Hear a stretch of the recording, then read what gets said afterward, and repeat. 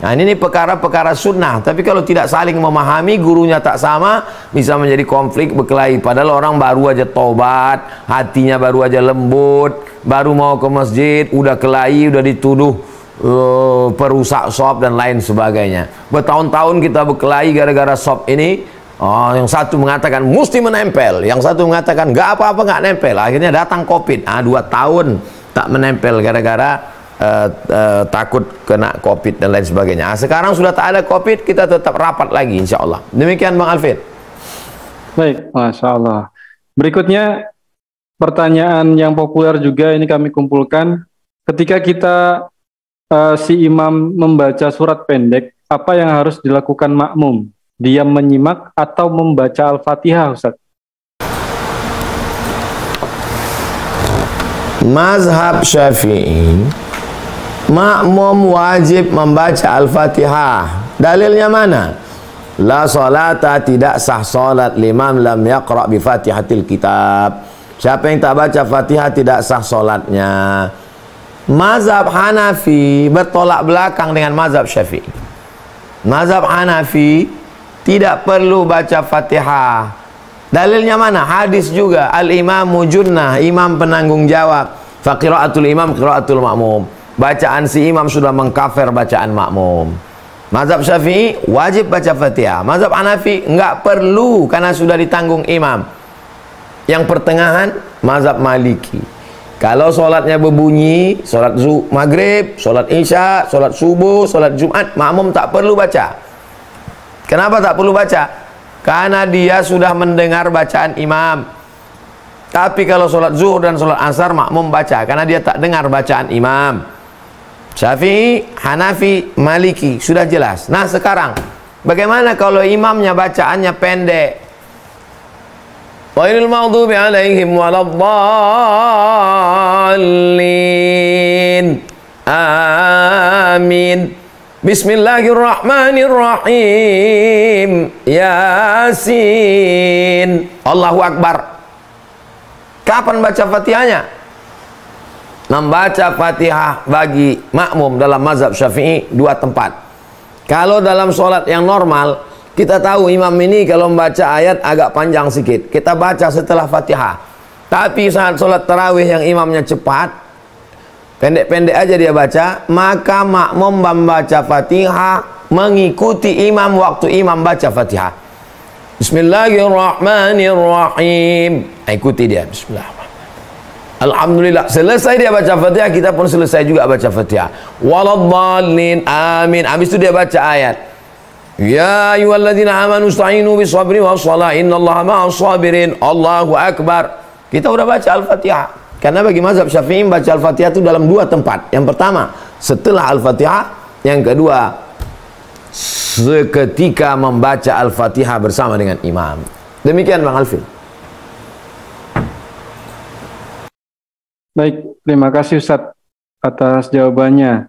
Berikut pertanyaan terakhir, ini pertanyaan populer yang kami dapatkan, yaitu tentang bagaimana Rasulullah menjamak sholat, Ustadz.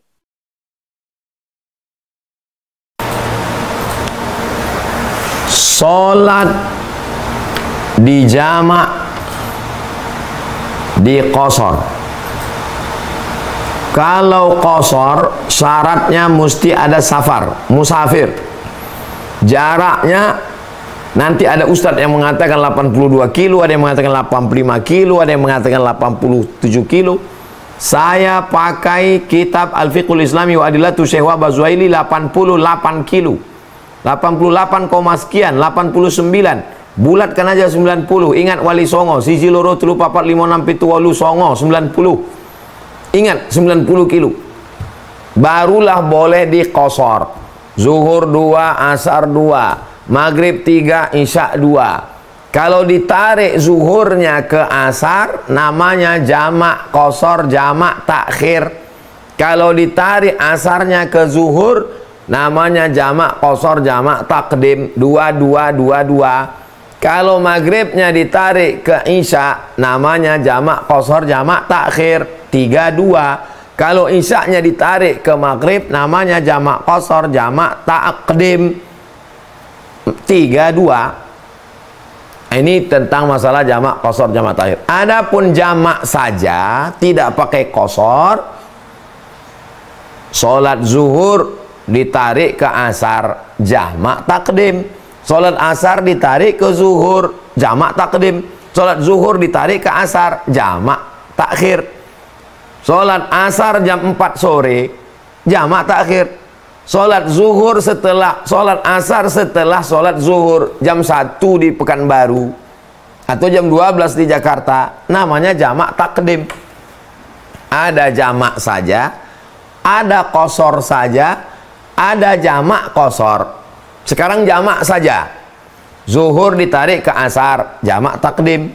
Asar ditarik ke zuhur, jamak takhir. Maghrib ditarik ke isya, jamak takhir. Isya ditarik ke maghrib, jamak takdim. Rokaatnya tetap. Maghribnya 3, isyanya 3, asarnya 4, isyanya 4, asarnya 4, zuhurnya 4. Yang kedua qasar, tidak pakai jamak, mesti ada musafir.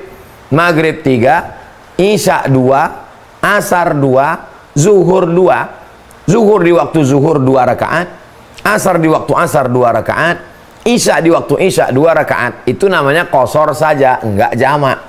Yang ketiga jamak qasar. Jamak qasar sudah dijamak, diqasar lagi. Zuhur 2, asar 2. Asarnya ditarik ke zuhur, namanya jamak qasar, jamak takdim. Asar 2, zuhur 2, zuhurnya ditarik ke asar, namanya jamak qasar, jamak takhir. Maghrib tetap 3, isyaknya 2, isyaknya ditarik ke zuhur, namanya isyaknya ditarik ke maghrib, jamak qasar, jamak takdim. Maghribnya dimundurkan ke isya, namanya jamak qasar, jamak takhir. Nampaknya membingungkan, tapi kalau dipraktekkan mudah, tidak bingung sama sekali. Apalagi dalam pelaksanaan keluar kota, pergi haji dan umroh, ada tugas dan lain sebagainya. Demikian Bang Alvin. Apakah ketika kita menjamak atau mengqasar ini Ustadz, bolehkah kita ketika dalam kondisi yang bukan safar, misalnya hujan begitu Ustadz? Karena beberapa pendapat saya pernah dengar seperti itu Ustadz. Hujan di Arab itu hanya satu musim. Ketika beralih dari musim panas ke musim dingin, terjadi hujan, hujan badai. Tak bisa kita keluar. Bukan macam hujan Indonesia ini pakai payung. Payung itu tercabut terbang semua. Pintu-pintu hujan badai. Payah menceritakannya macam mana hujan badai. Itulah yang membuat orang jamak. Jadi kalau ada ustadz berceramah asal hujan boleh, kita ini tinggal di iklim tropis, hujannya tak putus-putus. Hujan yang dimaksud itu adalah hujan badai, pergantian musim, lengkap dengan airnya, lengkap dengan anginnya, tak sanggup orang keluar, berkunci pintu semua. Itulah yang membuat orang tidak sholat ke masjid itu, sehingga dijamaknya di rumah atau di masjid dijamak, sehingga nanti asar tidak keluar lagi. Itu tidak ada safarnya, tidak ada musafir.